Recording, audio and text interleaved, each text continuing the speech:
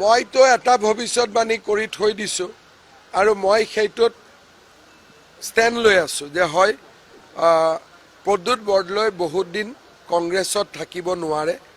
কাৰণ তেওঁক যিকেইজন ল'ৰাই মাৰ্ডাৰ কৰিব খুজিছিল তেওঁলোককে গৈ কংগ্ৰেছৰ সভাপতিয়ে গামোচা পিন্ধাই দিলে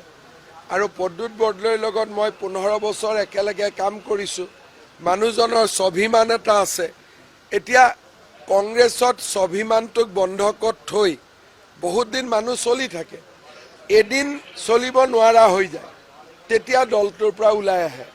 প্ৰদ্যুৎ বৰদলৈৰ ক্ষেত্ৰত এই দিনটো মই 2029 ধৰি থৈ দিছোঁ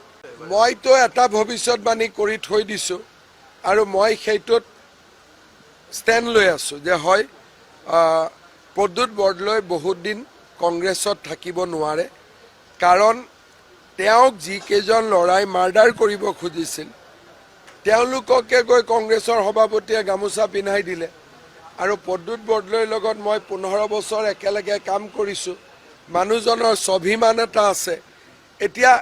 কংগ্ৰেছত স্বাভিমানটোক বন্ধকত থৈ বহুত দিন মানুহ চলি থাকে